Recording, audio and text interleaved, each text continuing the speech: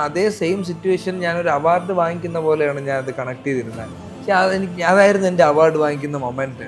അപ്പൊ ഇപ്പൊ ഇനിയിപ്പോ ആ ഒരു സമയത്ത് ഞാൻ ഒരു അവാർഡ് വാങ്ങിക്കാൻ പോലും ഞാൻ ഇങ്ങനെ പെരുമാറുള്ളൂ. My BGM, which Anirudh will score for this film, and I'm done that video.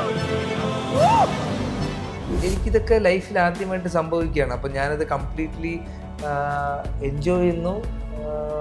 ഇനിയും എനിക്ക് എൻ്റേതായിട്ടുള്ള ഹീറോ ആയിട്ടൊക്കെ പടം ചെയ്യണം, അതും ഇതുപോലെ ആൾക്കാരിലേക്ക് ശ്രദ്ധിക്കപ്പെടണം, ആൾക്കാർക്ക് ഇഷ്ടപ്പെടണം. ഇപ്പം വീട് വയ്ക്കും, പടം കിട്ടി, ഈ പടം ഹിറ്റാവും, ഞാൻ സ്റ്റാറാവും, വീട് വയ്ക്കുമെന്ന് ഞാൻ പറഞ്ഞിട്ടുണ്ട്. അതെനിക്ക് അപ്പം നടന്നിട്ടില്ല. ഇപ്പോൾ ഒരു ഫാൻ ബോയ് തിയേറ്ററിൽ ഇരുന്ന് കാണുന്നത് നേരിട്ട് കാണുന്നതും തമ്മിലുള്ളൊരു വ്യത്യാസം ഉണ്ടല്ലോ, അത് ഭീകരമാണ്. അത് എനിക്ക് എൻ്റെ ലൈഫിൽ നടന്നു എന്നുള്ളതിൽ ഞാൻ ഭയങ്കര ഹാപ്പി. എൻ്റെ ആഗ്രഹങ്ങൾ ഞാൻ പറയുന്നതേ ഉള്ളൂ. അതെ, ഞാൻ ഇപ്പൊ എന്നെ സംബന്ധിച്ചിടത്തോളം എനിക്ക് ഏറ്റവും ഇഷ്ടമുള്ള ആഗ്രഹങ്ങളാണ് ഞാൻ പറയുന്നത്. എനിക്കും ഒരു ഹീറോ ആയിട്ട് വരണം. അത് എൻ്റെ ഇപ്പൊ ഏറ്റവും വലിയ ആഗ്രഹം എന്ന് പറയുന്നത് അതാണ്. എനിക്ക് ഹീറോ ആയിട്ട് വരണം, അത് ആൾക്കാർ കാണണം. ഞാൻ അവനെ വിളിച്ച് പറഞ്ഞ അളിയെ എനിക്ക് ഒരെണ്ണം ഒന്ന് മാറ്റി വെക്കണം. അത് എൻ്റെ ഒരു പേഴ്സണൽ ഹാപ്പിനെസ് ആണ്. അതിനകത്ത് ഒരു സെന്റിമെന്റ്സോ അങ്ങനെയല്ല. അത് എൻ്റെ പേഴ്സണൽ ഹാപ്പിനെസ്സും അത് എനിക്കുള്ളൊരു സന്തോഷമാണ്. പൂവ് പോലൊരു പുട്ടുണ്ടേ അജ്മിയുടെ പുട്ടും വിളമ്പാം നല്ല വിശേഷം. അജ്മി സ്റ്റീം മെയ്ഡ് പുട്ടുപൊടി. Ultra modern kitchen devices. ഒരു കിച്ചണിൽ വേണ്ട എല്ലാ ലേറ്റസ്റ്റ് ബ്രാൻഡുകളും ഇവിടെയുണ്ട്. ലോകോത്തര ബ്രാൻഡുകൾ, original products, wide range. MyG future. Hi, hello, നമസ്കാരം. ഒട്ടും ഇൻട്രഡക്ഷൻ ആവശ്യമില്ല. ഇപ്പൊ കത്തിക്കേറി നിൽക്കുന്ന ഒരു കിടിലൻ ബ്രോ എൻ്റെ കൂടെ ഉണ്ട്, വെങ്കി. കത്തിക്കേറി നിൽക്കുന്നു. പ്രസംഗം പറഞ്ഞു കത്തിക്കേറി നിൽക്കല്ലേ, സിനിമയെ കഴിഞ്ഞും അതിനെ കഴിഞ്ഞും ഒക്കെ ആദ്യത്തെ ഇൻട്രഡക്ഷൻ അതായിരുന്നു. എങ്ങനെയുണ്ട്? സന്തോഷം, ഭയങ്കര സന്തോഷമായിട്ടുള്ള സമയത്തിലൂടെ കടന്നു പോവാണ്. ഭയങ്കര ഗ്രേറ്റ്ഫുൾ ആയിട്ട് തോന്നുന്നു. അതെ അതെ, ഹാപ്പി, ഭയങ്കര ഹാപ്പി. എങ്ങനെയുണ്ട് റെസ്പോൺസ്? എങ്ങനെയുണ്ട് സിനിമ ഇറങ്ങിയതിന്റെ? പ്രീ റിലീസ് ഇവന്റ് തൊട്ട് അല്ലെങ്കിൽ ട്രെയിലർ റിലീസ് ആവുന്നത് തൊട്ട് പലരുടേന്നും നല്ല നല്ല റെസ്പോൺസുകളാണ്. സിനിമ ഇറങ്ങിയതിനു ശേഷം പല ഡയറക്ടേഴ്സ് വിളിച്ചു. അപ്പൊ എനിക്കിതൊക്കെ പുതിയതാ. അപ്പം ഇത് ഭയങ്കര രസമുണ്ട്. എനിക്ക് തോന്നുന്നു ആ പ്രസംഗത്തിനെ കഴിഞ്ഞും എന്നെ അട്രാക്ട് ചെയ്ത് ആ എനർജി എവിടെ നിന്നായിരുന്നു? എനർജി അകത്തുനിന്ന് വന്ന്. അല്ല, അങ്ങനെയല്ല, അകത്തുനിന്ന് വരണമെങ്കിൽ ഒരു റീസൺ ഉണ്ടാവില്ലേ? റീസൺ എന്ന് വെച്ചാൽ അത് അത്രയും വലിയൊരു സ്റ്റേജ് അല്ലേ, ഇത്രയും വലിയ ക്രൗഡ് അല്ലേ. അപ്പം ആദ്യമായിട്ട് നമ്മൾ ഇതിന്റെ മേളിൽ കയറുമ്പോൾ ഉള്ളൊരു എക്സൈറ്റ്മെന്റും ടെൻഷനും ഈ കാര്യങ്ങളെല്ലാം മൊത്തത്തിൽ പുറത്തോട്ട് വന്നതാ. അതെ. അപ്പൊ അങ്ങനെ ഒരു സിറ്റുവേഷൻ ലൈഫിൽ ഡ്രീം ചെയ്തിട്ടുണ്ടായിരുന്നു? അങ്ങനെ ഒരു സിറ്റുവേഷൻ അല്ല. ഞാൻ സത്യം പറഞ്ഞ അതേ സെയിം സിറ്റുവേഷൻ ഞാനൊരു അവാർഡ് വാങ്ങിക്കുന്ന പോലെയാണ് ഞാൻ അത് കണക്ട് ചെയ്തിരുന്നത്. പക്ഷെ അതായിരുന്നു എൻ്റെ അവാർഡ് വാങ്ങിക്കുന്ന മൊമെന്റ്. അപ്പൊ ഇപ്പൊ ഇനിയിപ്പോ ആ ഒരു സമയത്ത് ഞാൻ ഒരു അവാർഡ് വാങ്ങിക്കാൻ പോലും ഞാൻ ഇങ്ങനെ പെരുമാറുള്ളൂ. പക്ഷെ ഇതെനിക്ക് ആ ഒരു സ്റ്റേജ്, ആ ഒരു എനർജി എനിക്ക് എന്തോ ദൈവഭാഗ്യം കൊണ്ട് അങ്ങനെയൊക്കെ സംസാരിപ്പിക്കാൻ എന്നെ ഹെൽപ്പ് ചെയ്തു എന്നുള്ളതിലാണ് ഞാൻ വിശ്വസിക്കുന്നത്. ഓക്കെ, ഇതിന്റെ ഒപ്പം തന്നെ വെങ്കി അറിയുന്ന പോലെ തന്നെ 2 മലയാളീസും കൊണ്ട് അതിന്റെ ബിഹൈൻഡ് ദ ക്യാമിൽ പ്രവർത്തിച്ചിട്ടുണ്ട്. ആരൊക്കെയാണെന്നല്ല അറിയാലോ? ജോമോൻ ടി ജോണും ഗിരീഷ് ഗംഗാധരൻ. നമ്മുടെ ഇന്ത്യൻ സിനിമ ഇൻഡസ്ട്രിയിൽ തന്നെ മുത്തുകളാണ്. അപ്പം അവരുടെ ഒപ്പം ഉള്ള ഒരു എക്സ്പീരിയൻസ്, അല്ലെങ്കിൽ അവർ എത്രത്തോളം സപ്പോർട്ട് ചെയ്യും? ഭയങ്കര അടിപൊളിയായിരുന്നു. ഫസ്റ്റ് ഡേ എന്റെ ഷൂട്ട് ചെയ്ത ഗിരീഷ് ചേട്ടനായിരുന്നു. ഗിരീഷ് ചേട്ടൻ തന്നൊരു സപ്പോർട്ട് ഭയങ്കരമാണ്. ജോമോൻ ചേട്ടൻ അതിനുശേഷമുള്ള പല പരിപാടി. അപ്പം ആദ്യം ഞാൻ ജോമോൻ ചേട്ടനെ കണ്ടപ്പോൾ പോലും ചേട്ടാ നീ എങ്ങനെയാടാ ഇവിടെ വന്നതെന്നൊക്കെ ചോദിച്ചു. എൻ്റെ ഏതെങ്കിലും സിനിമ ആയിട്ടുണ്ടോ സംസാരമായി. പിന്നെ എനിക്കൊരു ബ്രദർഹുഡ് റിലേഷൻഷിപ്പ്. എൻ്റെ കടയിലൊക്കെ ജോമോൻ ചേട്ടൻ വന്നിട്ടുണ്ട്, ഇഡ്ഡലി കടയിൽ ട്രിവാൻഡ്രം വന്ന സമയത്ത്. അപ്പം ഭയങ്കര ഹാപ്പി ആയിട്ടുള്ള സംഭവമാണ് ബേസിക്കലി. ഇവരുടെ ഒരു ഫ്രെയിമിന്റെ ഫ്രണ്ടിൽ നിൽക്കാൻ പറ്റുന്നത് തന്നെ അത് ഞാൻ ആഗ്രഹിച്ചിട്ടുണ്ട് ഭയങ്കരമായിട്ട്. അത് സംഭവിച്ചു. ഈവൻ നമ്മുടെ ബാബുരാജേട്ടനുണ്ട് പടത്തില്. അപ്പം കിടിലം എക്സ്പീരിയൻസ് ആയിരുന്നു. മകനായിട്ടല്ലേ? അതെ. അപ്പം എങ്ങനെയായിരുന്നു 2 മലയാളീസ് അല്ലെങ്കിൽ ക്രൂവിൽ കുറെ മലയാളീസ്? ഇപ്പൊ തമിഴ് ചെയ്തപ്പോഴാണെങ്കിലും അതൊരു മലയാള സിനിമ പോലെയാണ് എനിക്ക് ഫീൽ ചെയ്തിട്ടുണ്ട്. അപ്പൊ ഇതിലും ഇവിടെയും വരുമ്പോഴും മലയാളീസിലുള്ള ഒരു സാന്നിധ്യം ഉണ്ട്. അപ്പൊ മലയാളീസിന്റെ ഒപ്പം വേറൊരു അന്യഭാഷയിൽ ഈ അഭിനയിക്കുമ്പോൾ ഒരു എക്സൈറ്റ്മെന്റ് കൂടുതലാണ്. ആ ഒരു എക്സൈറ്റ്മെന്റ് എത്രത്തോളം ഉണ്ട്? അങ്ങനെയല്ല. ഇപ്പം സ്വാഭാവികമായിട്ട് നമ്മൾ ഒരു പോയിന്റ് ഒരു സ്ഥലത്ത് മൊത്തം തെലുങ്ക് സംസാരിച്ച് പെട്ടെന്ന് നമുക്കൊരു മലയാളം നമ്മുടെ ഭാഷ കിട്ടുമ്പം ഇത് നമുക്ക് കുറച്ചും കൂടെ നമുക്ക് അറിയാമല്ലോ, കുറച്ചും കൂടെ ഫ്രീ ആയിട്ട് സംസാരിക്കാമല്ലോ, അങ്ങനെ ഒരു സംഭവം ഉണ്ട്. പക്ഷെ അതിനേക്കാളും ആസ് എ ടെക്നീഷ്യൻ എന്ന് പറഞ്ഞൊരു പരിപാടി ഉണ്ടല്ലോ, ഞാൻ ഭയങ്കര ലക്കിയാണ്. ഇത്രയും ഒരു ടെക്നിക്കൽ ക്രൂവിൻ്റെ കൂടെ ഒരു പടം ചെയ്യുന്നു, അതും ഗംഭീര കഥാപാത്രം എന്നൊക്കെ പറയുന്നത്. അതിൽ നമുക്ക് നമുക്ക് നമ്മുടെ ഇവിടെ നിന്ന് വരുന്ന ഇത്രയും ചേട്ടന്മാരുള്ളപ്പോൾ നമുക്ക് കുറച്ചും കൂടെ അടുത്തിടപഴകുന്ന, അല്ലെങ്കിൽ നമുക്ക് കുറച്ചും കൂടെ റിലേഷൻഷിപ്പ് ബിൽഡ് ചെയ്യുന്ന ഒരു അവസരമാണ് ഉണ്ടായത്. സെയിം ഇത് തന്നെയാണ് ഗൗതം സാറ്, ഞങ്ങളുടെ ഡയറക്ടർ. അദ്ദേഹം എനിക്ക് അങ്ങനെ ഭയങ്കര ഇഷ്ടമാണ്. എനിക്ക് അദ്ദേഹത്തിന് ഭയങ്കര ഇഷ്ടമാണ്. കാരണം പുള്ളിയാണ് എനിക്ക് ഇങ്ങനെ ഒരു പടവും ഇങ്ങനെ ഒരു റോളും ഒക്കെ എനിക്ക് തന്നത്. അതെ. അപ്പം ഈ സിനിമ കണ്ടു കഴിയുമ്പോൾ തീർച്ചയായിട്ടും മലയാളീസിന്റെ ഭാഗത്തു നിന്ന് അല്ലെങ്കിൽ മലയാളം ഇൻഡസ്ട്രിയിൽ നിന്ന് ഒത്തിരി പേര് കോൺടാക്ട് ചെയ്തിട്ടുണ്ടാവും. അതിൽ ഏറ്റവും എക്സൈറ്റ് ചെയ്യിപ്പിച്ചിട്ട് ആരുടെ കോളായിരുന്നു അല്ലെങ്കിൽ ആരുടെ മെസ്സേജ്? എല്ലാവരുടെയാണ്. ഇപ്പം എൻ്റെ കൂട്ടുകാരന്മാർ തൊട്ട് ഇപ്പം സ്പീച്ച് കഴിഞ്ഞപ്പോൾ അജു ചേട്ടൻ എന്നെ വിളിച്ചിരുന്നു, എൻ്റെ സ്റ്റോറി വിനീതേട്ടനൊക്കെ ഷെയർ ചെയ്തിരുന്നു, അഹമ്മദ്ക്ക് എന്നെ വിളിച്ചിരുന്നു, ഇന്നലെ നഹാസ് വിളിച്ചിരുന്നു, RDXന്റെ കുറേ പേര് വിളിക്കുന്നുണ്ട്, അനിലേട്ടൻ വിളിച്ചിരുന്നു. അങ്ങനെ ഒരുപാട് ആൾക്കാർ വിളിക്കുന്നുണ്ട്. അപ്പോൾ എനിക്കിതൊക്കെ ലൈഫിൽ ആദ്യമായിട്ട് സംഭവിക്കുകയാണ്. അപ്പം ഞാനത് കംപ്ലീറ്റ്ലി എൻജോയ് ചെയ്യുന്നു. ഇനിയും എനിക്ക് എൻ്റേതായിട്ടുള്ള ഹീറോ ആയിട്ടൊക്കെ പടം ചെയ്യണം, അതും ഇതുപോലെ ആൾക്കാരിലേക്ക് ശ്രദ്ധിക്കപ്പെടണം, ആൾക്കാർക്ക് ഇഷ്ടപ്പെടണം. ഇതൊക്കെയാണ് നമ്മുടെ ഒരു പീക്ക് മൊമെന്റ്. ഈ വേദനയൊക്കെ കാണുമ്പോൾ കണ്ടു കഴിയുമ്പോൾ മനസ്സിലൊരു വേദനയായിരുന്നു. നിങ്ങൾക്ക് ഒന്നിക്കാൻ പറ്റിയില്ല അല്ലെങ്കിൽ പ്രണയം പറയാൻ പറ്റില്ല എന്നുള്ളൊക്കെ ഒരു വേദന ഉണ്ടായിരുന്നു. അത് കഴിഞ്ഞിട്ട് പിന്നെ വരുമ്പോഴത്തേക്കും ഒരു തമിഴിലേക്ക് വരുമ്പോൾ കുറച്ചും കൂടെ റൗഡിയാ, വെറുത്തു പോകുന്ന ഒരു അവസ്ഥ ഉണ്ടാവും. അപ്പൊ ഇങ്ങനത്തെ ചേഞ്ചസ് എങ്ങനെയാ തിരഞ്ഞെടുക്കുക ഈ ക്യാരക്ടേഴ്സൊക്കെ? ഇല്ല, ഞാൻ അങ്ങനെ തിരഞ്ഞെടുത്തതല്ല. എനിക്ക് പൊതുവെ ഒരു ടോക്സിക് ബോയ് ഫ്രണ്ട് അല്ലെങ്കിൽ ഒരു വില്ലൻ പരിപാടിയാണ് കൂടുതലും വന്നിട്ടുള്ളത്. അപ്പൊ അതിൽ നിന്ന് ബ്രേക്ക് ആയത് പ്രീസ്റ്റിൽ ഒരു അവസാനം ഒരു നല്ല ഇത് കാണിക്കുന്നുണ്ട്. ഇപ്പം വേദയിൽ എന്നെ ഹീറോ ആയിട്ടാണ് വെച്ചത്. റിബൽ സംബന്ധിച്ചിടത്തോളം വേദയുടെ ട്രെയിലർ കണ്ട് എനിക്ക് വന്ന സിനിമയാണ്. വില്ലനായിട്ട് പ്രോപ്പർ അടി ഇടി സ്ലോ മോഷൻ പരിപാടി. അപ്പം അതൊക്കെ എന്താണ് പരിപാടി നമുക്ക് എക്സ്പീരിയൻസ് ചെയ്യണമല്ലോ. നല്ലൊരു ബാനറും നല്ലൊരു ടീമിന്റെയും കൂടെ ആകുമ്പോൾ അത് ചെയ്തു. പക്ഷെ ഇതിൽ നിന്ന് ഇത്രയും വേരിയേഷൻ ഉണ്ട്, വ്യത്യാസമുണ്ട്, അങ്ങനെയൊന്നും ഞാൻ ആലോചിച്ചിട്ടില്ല. അങ്ങനത്തെ ഒരു പ്ലാനിങ്ങോ അങ്ങനെയൊന്നും ഇല്ല. എനിക്കായിട്ട് വീണ് കിട്ടിയതാ. ഇനി അവിടെ നിന്ന് ഞാൻ കിങ്ഡം ചെയ്തപ്പോൾ പോലും ഇത് കണ്ടിട്ടാണ് എനിക്ക് കിങ്ഡം കിട്ടുന്നത്. അപ്പൊ ഇതെല്ലാം എനിക്ക് വീണ് കിട്ടുന്ന, ലക്കി ആയതുകൊണ്ട് വീണ് കിട്ടുന്ന അവസരങ്ങളാണ് ബേസിക്കലി. വിജയ് സാറുമായിട്ടുള്ള ഏറ്റവും ഹാപ്പിയസ്റ്റ് മൊമെന്റ് ഏതായിരിക്കും? സെറ്റിലൊക്കെ ആണെങ്കിൽ ഹാപ്പി ആയിട്ടുള്ള ഒരു ഫണ്ണി ആയിട്ടുള്ള ഒരു മൊമെന്റ് ഉണ്ടാവില്ല? ഇല്ല, ഫണ്ണി ആയിട്ടുള്ള അങ്ങനെ മൊമെന്റ്സ് ഒന്നും ഇല്ലായിരുന്നല്ലോ. കാരണം കൂടുതൽ സമയം സ്ക്രിപ്റ്റ് പഠിക്കുക എന്നുള്ളൊരു സംഭവമാണ്. പക്ഷെ ആസ് എ ഹ്യൂമൻ ബീയിങ് പുള്ളിയായിട്ട് കുറച്ചു നേരം സംസാരിച്ചു, കുറച്ചു നേരം. കാരണം പുള്ളിക്ക് പുള്ളിയുടേതായ സീനുണ്ട്, എനിക്ക് എൻ്റെതായ ഉണ്ട്. അപ്പം എന്നാലും അങ്ങനെ ഒരു ബന്ധമുണ്ടല്ലോ. പടം കണ്ടിട്ട് പുള്ളി എൻ്റെ അടുത്ത് നല്ലത് പറഞ്ഞു, എന്നെ പറ്റിയിട്ട് സ്റ്റേജിൽ പുള്ളി പറഞ്ഞു, എൻ്റെ പോസ്റ്ററും കാര്യങ്ങളൊക്കെ ഷെയർ ചെയ്തു. അപ്പം അതിൽ ഞാൻ ഭയങ്കര പുള്ളി ഒരു അടിപൊളി ഹ്യൂമൻ ബീയിങ്ങും കൂടെ ആണെന്ന് എനിക്ക് മനസ്സിലായി. ഈവൻ സത്യദേവ് സാറ്, അദ്ദേഹം ഉണ്ട്, ഗംഭീര ആക്ടറാ. അപ്പൊ ഇവരുടെയൊക്കെ ഒരു സപ്പോർട്ട് പടത്തില് ഭയങ്കരമായിരുന്നു. അപ്പം എന്തുകൊണ്ടൊരു ഫണ്ണി മൊമെന്റ് അല്ലെങ്കിൽ ഒരു സ്പെഷ്യൽ മൊമെന്റ് നമുക്ക് മനസ്സിലാക്കാന്ന് വിചാരിച്ചാൽ നമ്മളെല്ലാവരും അവരുടേതായ വർക്കിലായിരുന്നു. എനിക്ക് ഡയലോഗ് പഠിക്കണം, പുള്ളിക്ക് പുള്ളിയുടേതായിട്ടുള്ള ഒരു പ്രോസസ്സും പരിപാടിയൊക്കെ ഉള്ളത് കാരണം. പക്ഷേ ഇങ്ങനത്തെ ഇപ്പൊ പ്രീ റിലീസ് ഇവന്റ് എന്റെ പോസ്റ്റർ പുള്ളി ഷെയർ ചെയ്തു, എന്റെ അമ്മയുടെ പേര് പുള്ളി പറഞ്ഞു. ഇപ്പൊ നമ്മള് അവസാനത്തെ ഫൈറ്റിലും കാര്യങ്ങളിലും ഒക്കെ പുള്ളിയായിട്ട് സംസാരിക്കാൻ പറ്റി. ഇതിലൊക്കെ ഭയങ്കര അടിപൊളി മൊമെന്റുകളായിരുന്നു. അനിരുദ്ധ് സാറിനെ മീറ്റ് ചെയ്യുന്നതിന് മുമ്പ് തന്നെ അദ്ദേഹത്തിന്റെ ഒരു പ്രോഗ്രാമിൽ പോകാൻ പറ്റാത്ത അവസരത്തിൽ ഇങ്ങനെ പറഞ്ഞു, ഒരിക്കൽ അദ്ദേഹത്തിന്റെ മ്യൂസിക്കിൽ ഞാനൊരു പടം ചെയ്യുന്നു. അപ്പം ആ ഒരു സ്നേഹവും അല്ലെങ്കിൽ അദ്ദേഹത്തിനോട് ഒരു ഫാൻ ബോയ് മൂവ്മെന്റ് ആണ്. ആ ഇവന്റ് കഴിഞ്ഞിട്ട് അദ്ദേഹത്തിന്റെ അടുത്ത് സംസാരിക്കുമ്പോൾ, ശരിക്കും ഫസ്റ്റ് അദ്ദേഹത്തിനോട് സംസാരിക്കുമ്പോൾ മനസ്സിൽ എന്തായിരുന്നു? ഞാൻ ഞാൻ സത്യം പറഞ്ഞ ഇവന്റിലാണ് പുള്ളിയെ കാണുന്നത്. ഞാൻ ആദ്യമായിട്ട് പുള്ളിയെ നേരിട്ട് കാണുന്നതും ആ ഇവന്റിലാണ്. അപ്പം എനിക്ക് പറയാനുള്ള, ഞാൻ ആ ഇവന്റിൽ തന്നെ പുള്ളിയോട് പറഞ്ഞു, ഒബ്വിയസ്ലി എല്ലാ ആൾക്കാരുടെ നമ്മുടെ ഏജ് കാറ്റഗറിയോ അല്ലെങ്കിൽ എല്ലാവരുടെ ഫോണിലും ഒരു അനിരുദ്ധ് പാട്ട് ഉണ്ടാവും.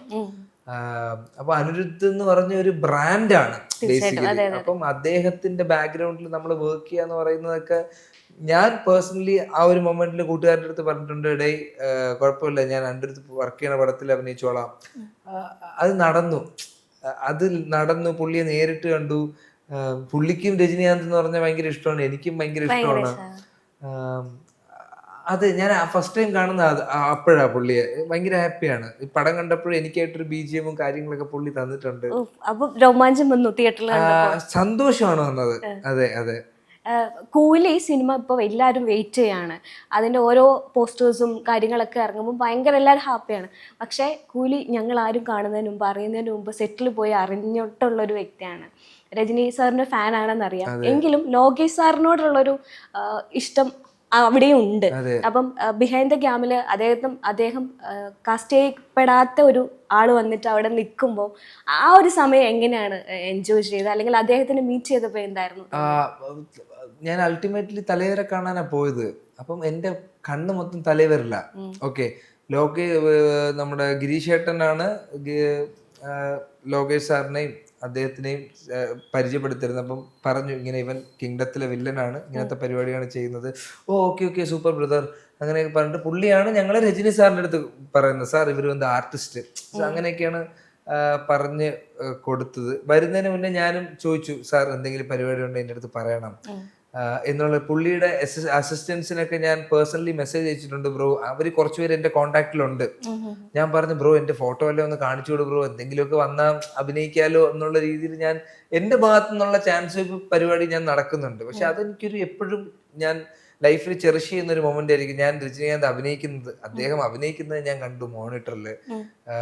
അപ്പൊ ഒരു ഫാൻ ബോയ് തിയേറ്ററിൽ ഇരുന്ന് കാണുന്നത് നേരിട്ട് കാണുന്നതും തമ്മിലുള്ള ഒരു വ്യത്യാസം ഉണ്ടല്ലോ, അത് ഭീകരമാണ്.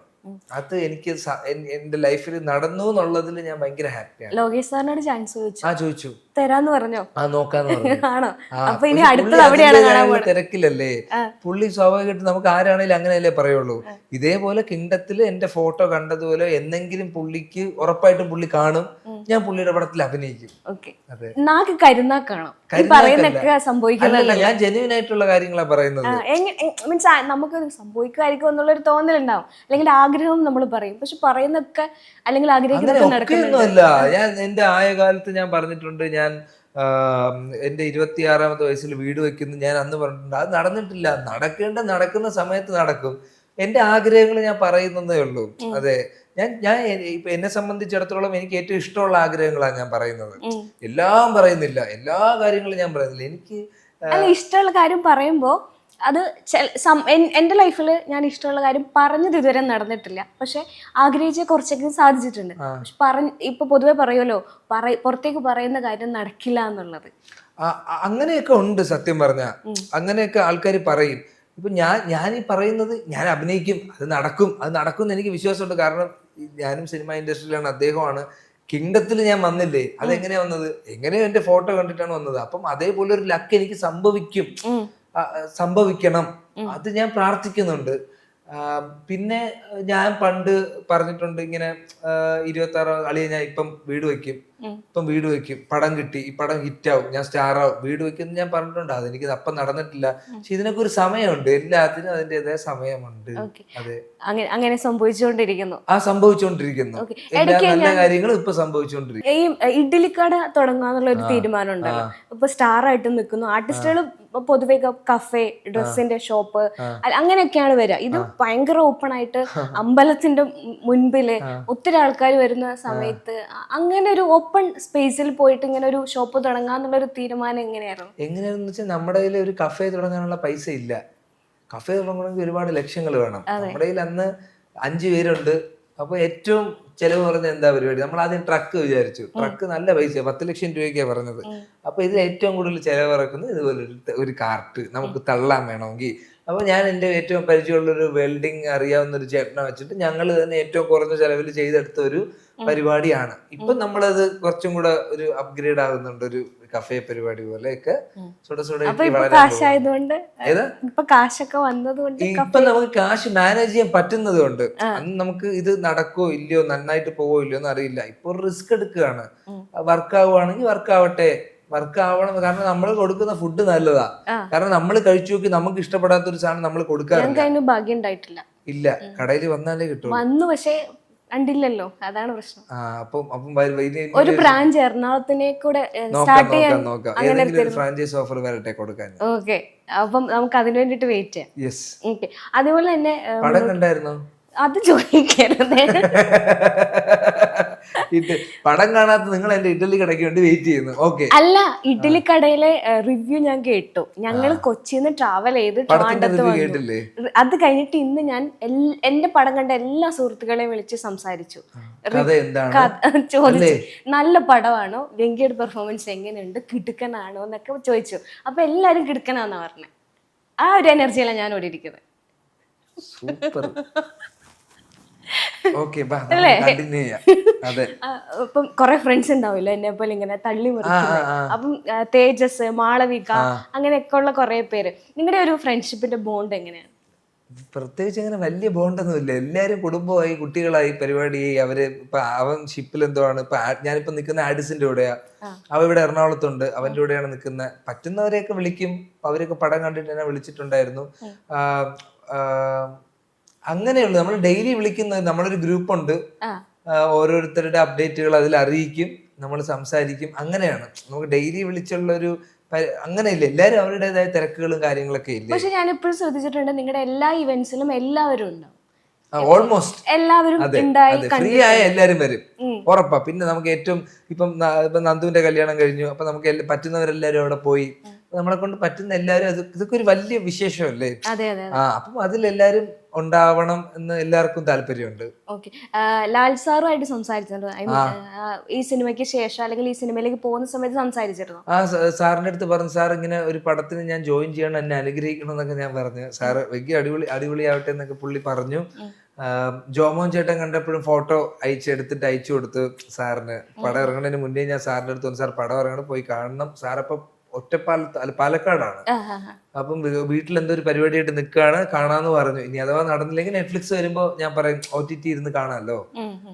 അതെ, അപ്പം ഇത് ഇങ്ങനെ ഇടയ്ക്കിടയ്ക്ക് വിളിക്കും. ഓക്കെ, ഇപ്പം കൂടുതലുള്ള എല്ലാവരും കുടുംബമായി, കുട്ടികളായി. എന്താണ് എന്റെ കല്യാണം? അല്ല, ആദ്യമേ പ്രണയം ഉണ്ടോ പറയൂ, അത് കഴിഞ്ഞിട്ട് നമുക്ക് കല്യാണത്തിലേക്ക് പോവാം. പറയില്ല, പടം കാണും, ഞാൻ പറയാം. പടം കണ്ടിട്ട് ഞാൻ വിളിച്ചു, അപ്പൊ ഞാൻ പറയാം. വിളിച്ചിട്ട് ഞാൻ കോൾ റെക്കോർഡ് ചെയ്തിട്ട് പറഞ്ഞ കാര്യം ഞാൻ വിടും. ഉറപ്പായിട്ടും. ഉറപ്പല്ലേ? ഉറപ്പാണ്. അല്ല, പക്ഷെ എനിക്കറിയാം എങ്ങനെ പ്രണയം ഇല്ല, അതൊക്കെ ഒരു ബാധ്യതയാണ്, എനിക്കിപ്പോ ഫ്രീ ആയിട്ട് നടക്കാൻ പറ്റുന്നുണ്ടെന്നൊക്കെ പറഞ്ഞു. ഇത് കൂട്ടുകാരും പറഞ്ഞു ഇല്ല, അത് വേറെ വഴി, വേറെ വഴി. അങ്ങനെ തന്നെ നടക്കട്ടെ. അതെ അല്ലേ? അതെ, എനിക്ക് അറിഞ്ഞൂടാ. അവര് പറഞ്ഞ കാര്യം എങ്ങനെ എനിക്കറിയാം. നിങ്ങളൊരു കാര്യം ചെയ്യും, പടം കാണും, ഞാൻ പറയാം. അല്ല, പടം കാണുന്നതിന് മുമ്പ് നമ്മൾ മാക്സിമം ഇന്റർവ്യൂ പ്രൊമോട്ട് ചെയ്യണമല്ലോ. ആ കൂട്ടത്തിൽ ഇത് കേൾക്കാൻ വേണ്ടിട്ട് ഇവിടത്തെ വിഷയം ഞാനാണല്ലോ. ഞാൻ എന്തായാലും പടം കണ്ടിട്ട് വിളിക്കും, ഉറപ്പായിട്ട് ഞാൻ വിളിക്കണം. മാക്സിമം ഇന്ന് തന്നെ ടിക്കറ്റ് ഉണ്ടെങ്കിൽ ഇന്ന് തന്നെ കാണും, ഉറപ്പായിട്ട്. അല്ലെങ്കിൽ നാളെ സൺഡേ ആണ്. എനിക്ക് എന്നാ ഇത് OTT വരുന്നതെന്ന് അറിയാം. അതിനുശേഷം എന്നെ വിളിച്ച ഇല്ല, ഈ ആഴ്ച തന്നെ കാണും. വേറെ ഏത് പടം സ്കിപ്പ് ചെയ്താലും ഈ പടം ഈ ആഴ്ചക്കുള്ളിൽ ഞാൻ ഉറപ്പായിട്ട് കണ്ടിട്ട് ഞാൻ സ്ക്രീനിൽ നിന്ന് ഫോട്ടോ എടുത്ത് അയച്ചിരിക്കും. ഓക്കെ, ഇത് കൂടുതലൊന്നും ഇല്ലല്ലോ. ഓക്കെ, അപ്പൊ ഇനി നെക്സ്റ്റ് ഇപ്പൊ മലയാളത്തിൽ ലാലേട്ടൻ്റെ ഒപ്പം അഭിനയിച്ചു, അല്ലെങ്കിൽ ലാലേട്ടൻ്റെ സിനിമയിൽ ഭാഗമായി, മമ്മൂക്കയുടെ സിനിമയിൽ ഭാഗമായി. ഇനിയിപ്പോ നെക്സ്റ്റ് ആരുടെ കൂടെയാണ്, അല്ലെങ്കിൽ ആരുടെ കൂടെ വരാനാണ് ആഗ്രഹം? എല്ലാവരും കൂടെ വരണമെന്ന് ആഗ്രഹമുണ്ട് എനിക്ക്. അൾട്ടിമേറ്റ്ലി എനിക്ക് ഹീറോ ആയിട്ട് വരാനും ഭയങ്കരമായിട്ടുള്ള ഒരു ആഗ്രഹമുണ്ട്. എല്ലാ സ്ഥലത്തും ഞാൻ പറഞ്ഞിട്ടുള്ളൊരു കാര്യമാണ്, ഒരു ആക്ടറിനെ വിശ്വസിച്ചൊരു പ്രൊഡ്യൂസർ വരിക എന്ന് പറയുന്ന ഏറ്റവും വലിയ കാര്യമാണ്. എനിക്ക് അങ്ങനെ ഒരു സംഭവം ഉണ്ടാവണം. എനിക്ക് അതൊക്കെയാണ്, ഒരു ബാങ്കബിൾ ആക്ടർ ആവണം എന്നുള്ളതാണ് എൻ്റെ അൾട്ടിമേറ്റ് ആഗ്രഹം. എങ്കിലും ഒരു ആഗ്രഹം ഉണ്ടാവില്ല, ഇനി എനിക്കൊരു ചാൻസ് കിട്ടിയിരുന്നെങ്കിൽ. ഇപ്പൊ മമ്മൂക്കയുടെ കൂടെ അഭിനയിച്ച എക്സ്പീരിയൻസും പ്രീസ്റ്റിൽ ചെയ്യാൻ പറ്റാത്ത കുറച്ച് കാര്യങ്ങളും പറഞ്ഞിട്ടുണ്ട്. എങ്കിലും ഇനി മമ്മൂക്കയെ മാറ്റി നിർത്തിയാൽ വേറെ ആരുടെയും കൂടെ ഒരു നല്ല ക്യാരക്ടർ കിട്ടിയിരുന്നെങ്കിൽ എന്ന് തോന്നിയിട്ടുണ്ട്. അങ്ങനെ പ്രത്യേകിച്ച് ആഗ്രഹമൊന്നും ഇല്ലടോ. എനിക്ക് ബാക്കി എല്ലാവരും നേരിട്ട് കണ്ട് സംസാരിക്കണമെന്നാണ് എനിക്ക് ഏറ്റവും വലിയ ആഗ്രഹം. ഇപ്പൊ ഫഹദ്ക്ക് ഞാൻ ഇതുവരെ നേരിട്ട് കണ്ടിട്ടില്ല. അപ്പൊ എനിക്ക് നേരിട്ട് കണ്ടിട്ട് അവരുടെ പ്രോസസ്സ് എന്താണ്, അവരുടെ കാര്യങ്ങൾ എന്താണ്, എനിക്കിതൊക്കെ അറിയാൻ ഭയങ്കര ആഗ്രഹമുണ്ട്. പാരലൽ ഞാൻ എൻ്റെ ഒരു പരിപാടി ഇങ്ങനെ ആലോചിക്കുമ്പം എനിക്കും ഒരു ഹീറോ ആയിട്ട് വരണം. അത് എൻ്റെ ഇപ്പൊ ഏറ്റവും വലിയ ആഗ്രഹം എന്ന് പറയുന്നത് അതാണ്. എനിക്ക് ഹീറോ ആയിട്ട് വരണം, അത് ആൾക്കാർ കാണണം, അവർക്ക് വർക്കായ അത് ഏറ്റവും വലിയ ലോട്ടറിയും ഏറ്റവും വലിയ കാര്യമാണ്. അപ്പൊ അത് സംഭവിക്കണം എന്നുള്ളതാണ് ഏറ്റവും വലിയ ഒരു ആഗ്രഹം. ഫഹദ്ക്കയെ പറ്റി പറയുമ്പോ ആ പറഞ്ഞതുകൊണ്ട് ഞാൻ ഓർക്കാണ്, ഇപ്പം വെങ്കി ബ്രോനെ ഫഹദ്ക്കയുടെ സാമ്യം ചെയ്യുന്നുണ്ട്, കണ്ണുകൾ കൊണ്ട് അഭിനയിക്കുന്നു എന്ന് പറഞ്ഞു. അത് കഴിഞ്ഞിട്ട് പിന്നെ റിബൽ കണ്ട സമയത്ത് എനിക്ക് ടോവിയുടെ ഒരു മാനറിസം തോന്നിയിട്ടുണ്ട്. ശരിക്കും അങ്ങനെ ആരെങ്കിലും സംസാരിച്ചിട്ടുണ്ടോ? ഇല്ല, ഇടയ്ക്ക് ഇങ്ങനെ ചെറിയ ചായ ഒക്കെ ഉണ്ടെന്നാണ്. ഫഹദ്ക്കയുടെ കണ്ണുമായിട്ടൊന്നും എന്നെ ആരും കമ്പയർ ഒന്നും ചെയ്തിട്ടില്ല. എനിക്ക് എനിക്ക് അറിഞ്ഞൂടാ. ആൾക്കാർ ഇങ്ങനെ പറഞ്ഞ് പെർഫോമൻസ് നല്ലതാടാ എന്നുള്ള പരിപാടിയൊക്കെയാണ് പറഞ്ഞത്. അങ്ങനെ ഒരു കമ്പാരിസൺ എനിക്ക് ഇതിന് മുന്നേ ഒക്കെ പടത്തിൽ ഒരു കമ്പാരിസൺ ഇന്ന ആളെ പോലെയൊക്കെ ഉണ്ടായിരുന്നൊക്കെ പറഞ്ഞു. പക്ഷെ മുരുകനിലേക്ക് വരുമ്പോ അങ്ങനെ ഇതുവരെ ഞാൻ ആരുടെ സൈഡിൽ നിന്ന് ഒരു കമ്പാരിസൺ കേട്ടില്ല. അതിൽ ഞാൻ ഭയങ്കര ഹാപ്പിയാണ്. ഈ റിബല് കണ്ട സമയത്തും അങ്ങനെ കമ്പാരിസൺസ് ഉണ്ടായിട്ടില്ല. കമ്പാരിസൺസ് അധികം ഉണ്ടായിട്ടില്ല. അതൊക്കെ നമുക്ക് കുറച്ചും കൂടെ ബെറ്റർ ആവുന്നതിന്റെ ബെറ്റർ ആയി ചെയ്യണം എന്നുള്ള ഇതിലെന്തോ ലക്കിലി കുറച്ചും കൂടെ അത് ബെറ്റർ ആയിരുന്നു. റിബൽ ഞാൻ ഇതുവരെ ചെയ്ത പടങ്ങളിൽ നിന്നും കുറച്ച് ബെറ്റർ ആയിരുന്നു. അത് മുരുകനിലേക്ക് വരുമ്പം ഇത്രയും പടത്തിന്റെ ഒരു എക്സ്പീരിയൻസും ഗൗതം സാറിന്റെ ഒരു ഇൻപുട്ടും എല്ലാം അവിടെ ഹെൽപ്പ് ചെയ്തു. അത് കുറെ പേര് എൻ്റെ അടുത്ത് പറയുന്നുണ്ട് പെർഫോമൻസ് നല്ലതായിരുന്നു. അപ്പൊ അതിന്റെയൊക്കെ റീസൺ അതാ. ഓക്കെ, GB സാറിനെ പറ്റി സംസാരിക്കാതിരിക്കാൻ പറ്റില്ല. എങ്ങനെ ഉണ്ടായിരുന്നു അദ്ദേഹത്തിന്റെ കൂടെ ഒരു എക്സ്പീരിയൻസ്? അദ്ദേഹം ഭയങ്കര ഒരു കിടിലം മനുഷ്യനാണ്. ഭയങ്കര മൾട്ടി ടാലന്റഡ് ആയിട്ടുള്ള ഒരു പേഴ്സൺ ആണ്. പുള്ളി അഭിനയിക്കും, കാരവാനിൽ പോയിട്ട് മ്യൂസിക് കമ്പോസ് ചെയ്യും, ഡബ് ചെയ്യും. അപ്പൊ ഒരേ സമയം ഇത്രയും ജോലികൾ ടപ്പേ എന്ന് പറയുമ്പോഴത്തേക്കും എന്നിട്ട് പുള്ളി വന്ന് അഭിനയിക്കുകയും ചെയ്യും. അപ്പൊ അത് ഒരു അടിപൊളി പരിപാടിയാണ്. പുള്ളി മ്യൂസിക് ചെയ്യുന്ന പടങ്ങൾ എന്നൊക്കെ പറഞ്ഞാൽ നമുക്ക് തന്നെ അറിയാം. വലിയ വലിയ പരിപാടികളും അതെല്ലാം ഹിറ്റാ. പാട്ടുകളും BGM-ഉം എല്ലാം ഹിറ്റാ. അപ്പം മൾട്ടി ടാലന്റഡ് ആയിട്ടുള്ള ഹൈലി ഒരു കിടിലം മനുഷ്യനാണ് GB സാർ. നമ്മൾ കാണുമ്പോ പുള്ളി ഭയങ്കര സൈലന്റ് ആയിട്ടുള്ള നേച്ചർ ആയിട്ടാ. ശരിക്കും സെറ്റിലൊക്കെ അങ്ങനെയാണ്, ഭയങ്കര സൈലന്റ് ആണ് പുള്ളി. പുള്ളിയുടെ വർക്കിൽ ഭയങ്കര ഫോക്കസ്ഡാ പുള്ളി. ഇപ്പം അത് കഴിഞ്ഞാൽ ചിരിച്ചു കളിച്ച് സംസാരിക്കും. എന്നിരുന്നാലും പുള്ളിയുടെ മൈൻഡിൽ ചിലപ്പോൾ ഏതെങ്കിലും ട്യൂൺ ആയിരിക്കും പോകുന്നത്. കാരണം അത്യാവശ്യം തുടരെ പടം ചെയ്യുന്ന ഒരു വ്യക്തിയാണല്ലോ. മ്യൂസിക് ചെയ്യുന്നു, അഭിനയിക്കുന്നു, മ്യൂസിക് ചെയ്യുന്നു, അഭിനയിക്കുന്നു, ഇതിന്റെ ഇടയിൽ പ്രൊഡ്യൂസ് ചെയ്യുന്നു. അപ്പം ഇതെല്ലാം മാനേജ് ചെയ്ത് പോകുന്നത് ഭയങ്കര വലിയ കാര്യം. ഇനിയിപ്പം ഒരു ബിസിനസ് ഉണ്ട്, ആക്ടിങ് ഉണ്ട്. അപ്പം നെക്സ്റ്റ് ഏതെങ്കിലും ലെവലിലേക്ക് പോകണം എന്ന് ചിന്തിക്കുന്നുണ്ടോ? ഇല്ലില്ല, ആക്ടിങ് ഞാൻ പറഞ്ഞില്ല, എനിക്ക് ഹീറോ ആവണം. എനിക്ക് ഏറ്റവും വലിയ ആഗ്രഹം അതാണ് എൻ്റെ അൾട്ടിമേറ്റ് പരിപാടി. കട നമ്മൾ ഒരെണ്ണം നേരത്തെ തുടങ്ങി, കാർട്ടായിരുന്നു. അത് ഇനി ഒരു ഷോപ്പാവുന്നൊരു സംഭവമാണ്. പിന്നെ അടുത്ത് ഒരു ബ്രാൻഡ് പോലത്തെ ഒരു പരിപാടി പ്ലാനിലുണ്ട്. അതിങ്ങനെ ഒരു ഫൺ പരിപാടിയാണ് അത് ഫുഡ് റിലേറ്റഡ് ആണ്. അത് ഭയങ്കര ഇൻട്രസ്റ്റിംഗ് ആയിട്ടുള്ള ഒരു സംഭവമാണ്. അത് എങ്ങനെ ഇരിക്കുന്നു നമുക്ക് അറിഞ്ഞൂടാ. പക്ഷെ അതൊരു പേഴ്സണലി അച്ഛനും അമ്മയ്ക്കും ഒരു ട്രിബ്യൂട്ട് ഉള്ള ഒരു കൊടുക്കുന്ന ഒരു ഷോർട്ട് ഫിലിമോ അതോ സോങ് മ്യൂസിക് ഫുഡ് എന്ന് പറയുമ്പോഴത്തേക്കും ഇല്ല, ഫുഡ് റിലേറ്റഡ് അത് മാവ് പരിപാടിയില്ലേ, അതിന്റെ ഒരു പരിപാടിയാ. ഭയങ്കര രസമുള്ള ഒരു പരിപാടി. നമുക്ക് ഇതിനെ പറ്റി അറിഞ്ഞുകൂടാത്തോണ്ട് ഭയങ്കര അതെ. അപ്പൊ അത് അച്ഛനമ്മയ്ക്ക് ഒരു പ്രത്യേക ട്രിബ്യൂട്ടുള്ള ഒരു പരിപാടി സെറ്റ് ചെയ്യാനുണ്ട്. അറിഞ്ഞുകൂടാ, നല്ലതായിരിക്കും ഒന്ന് കണ്ടറിയാൻ. ഇപ്പൊ അച്ഛൻ കൂടെ ഉണ്ടായിരുന്നെങ്കിൽ സിനിമ കണ്ട ആദ്യം എന്തായിരിക്കും പറയാ? എന്നെ ആ പേര് വിളിക്കുമായിരുന്നു, മുരുക എന്ന് വിളിക്കുമായിരുന്നു. പൊതുവെ സാധാരണ സിനിമകൾ കാണുമ്പോൾ അച്ഛൻ എപ്പോഴും എന്നെ ക്യാരക്ടർ നെയിം വിളിച്ചാണ് ഫസ്റ്റ് എന്നെ വിളിക്കുന്നത്. മുരുക എന്നൊക്കെ പറഞ്ഞിട്ടാണ് വിളിക്കുന്നത്. അപ്പൊ ഉണ്ടായിരുന്നെങ്കിൽ ഫസ്റ്റ് പറയുന്നത് മുരുക അടിപൊളിയായിരുന്നടാ എന്നൊക്കെ പറയും, പൊളിച്ച് പറയും. അതെ. മിസ് ചെയ്യുന്നു അല്ലേ ഒരുപാട്? ഉറപ്പായിട്ട് മിസ് ചെയ്യില്ലേ? നമുക്ക് ഏറ്റവും അടുത്തിരിക്കുന്ന ഒരാളല്ലേ, ഉറപ്പായിട്ട് മിസ് ചെയ്യും. പക്ഷെ നമുക്ക് ഇങ്ങനെ വിട്ടുപോയ ഒരു ശാരീരികമായിട്ടെന്നേ ഉള്ളൂ. പക്ഷെ പുള്ളി ഉണ്ട്, എന്നെ പ്രൊട്ടക്ട് ചെയ്യുന്നുണ്ട്. ഞാൻ അങ്ങനെ കേട്ടിരുന്നു, മറ്റേ തിയേറ്ററിൽ പോയപ്പോ ഒരു സീറ്റ് അച്ഛന് വേണ്ടിട്ട്. അതെ. ഞാൻ അവനോട്, എന്റെ ഫ്രണ്ട് ഉണ്ട്, അടുത്ത സുഹൃത്തുക്കളുണ്ട്, അമ്മമാരെ സുട ഇഡ്ഡലിയിലെ ആൾക്കാർ. ഞാൻ അവനെ വിളിച്ച് പറഞ്ഞ അളിയെ എനിക്ക് ഒരെണ്ണം ഒന്ന് മാറ്റി വെക്കണം. അത് എന്റെ ഒരു പേഴ്സണൽ ഹാപ്പിനെസ് ആണ്. അതിനകത്ത് ഒരു സെന്റിമെന്റ്സോ അങ്ങനെയല്ല. അത് എന്റെ പേഴ്സണൽ ഹാപ്പിനെസ്സും അത് എനിക്കുള്ളൊരു സന്തോഷമാണ്, അത്രേ ഉള്ളൂ. ഇതേ സന്തോഷം എന്ന് നിലനിൽക്കണം. ഒരുപാട് സിനിമകൾ വരട്ടെ, വീണ്ടും നമുക്ക് ഇങ്ങനെ ഇരുന്ന് സംസാരിക്കണം. പക്ഷെ സംസാരിക്കുമ്പോൾ പടം കണ്ടിട്ട് സംസാരിക്കണം. തീർച്ചയായിട്ടും പടം കണ്ടിട്ട് ഞാൻ വിളിക്കാം. Thank you so much. Thank you.